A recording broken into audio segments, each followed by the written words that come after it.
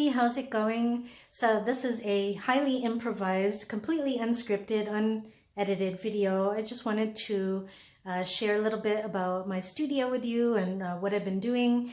So my name's Kristen, and I recently opened my Kalulu studio, which Kalulu sounds like a funny word, doesn't it?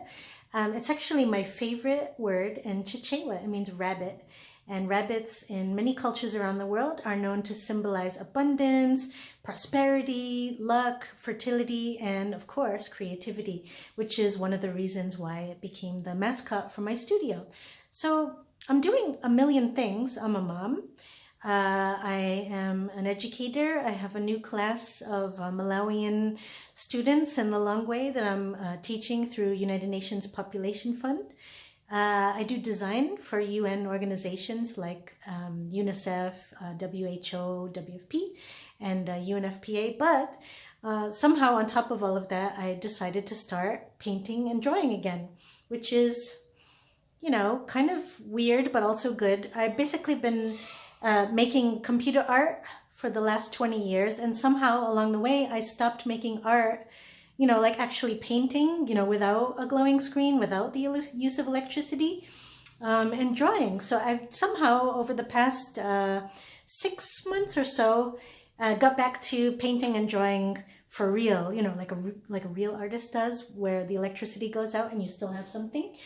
And I've been really enjoying it. I love color. I've been teaching in person and online, but in person since 2000, so a very long time. And one of my big things that I love to teach my students is all about color psychology, color healing, color therapy, how color can actually make you feel a certain way. So I don't hold back with my color. In fact, I even did something I would have never done as an art student back in Boston at Massachusetts College of Art and Design, because we only painted with oils back then, only on the best canvas that we stretched ourselves, and it had to be But I started actually, aside from using acrylic paint on board, because I'm in Malawi and the climate is just too tropical and hot for oil paint, but I also started, because guilty pleasure, I've been using a bit of metallic paint and markers as well. So anyway, here's my studio is actually, it's not clean, so I'm just going to turn around a little bit, is also a guest room. And yeah, everything's slightly askew. So it's very, very humble. I have big plans for a bigger studio when we eventually move from Malawi, but we still have some time here. And this space is actually really all I need. I have my computer for my courses and all the design work that I'm doing. So it's everything in one little room. Nobody actually uses this room but me. So it is my office and now studio. And a couple things I've been working on. I'm just going to try to turn the camera around a little bit. This is, let me start over here.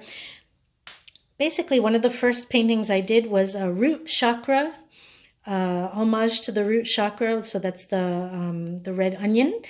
I grow onions here in Malawi, so that was my inspiration. Lots of chitenji patterns from Malawi. This one's actually from Tanzania. Family gave to me years ago when I was teaching in Tanzania for helping their daughter get school fees. So a lot of my artwork, aside from using color psychology and color therapy, I should probably come back on here. I'll get yelled at. That I should actually be in the videos and not just hide behind the artwork like I like to do. But yeah, basically chakra paintings using color psychology, but also patterns and symbols that have cross-cultural significance. So the first one is the root chakra. And then you can see this is sacral chakra, the second chakra. The color is orange and the element is water. It's a lotus. And I just started today the solar plexus chakra. This is an underpainting. So I like to have lots of really bright colors, and I'm going to paint on top of that, add in the detail, add some chitenji patterns. So yeah, whatever, you know, basically I thought maybe one day when I'm in my 60s, I might open my own studio and start showing in galleries and just start painting again.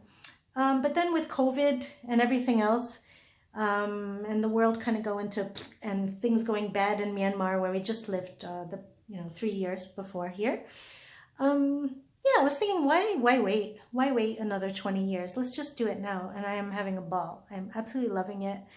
So yeah, and it's wonderful that people are responding so positively. I'm selling my artwork, getting commissions. I was offered a show in the US, in Massachusetts, where I'm from. That's all just in the past week, so awesome. But even if none of that happened, I'm happy as a clam, just drawing and painting again, because I kind of feel like that's why I'm here on this planet. Besides teaching and helping others, you know, learn how to make art and design for themselves on the computer or off the computer. But this is sort of like my thing, and I didn't have to wait to be a little old lady. Not that people in their 60s are old, but I was just thinking when I'm a little old lady, one day I'll start painting and drawing again. So anyway, that's my spiel.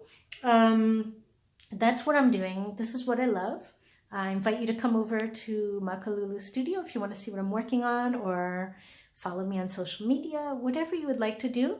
I would love to connect with you. You can just drop me an email. I'm super responsive, probably too responsive.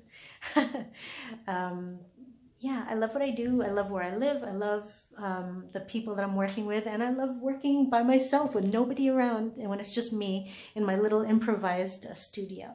So that's all for now. Thank you so much for listening. Take care. Bye. Tia Nana Tawina. That was Chuchewa.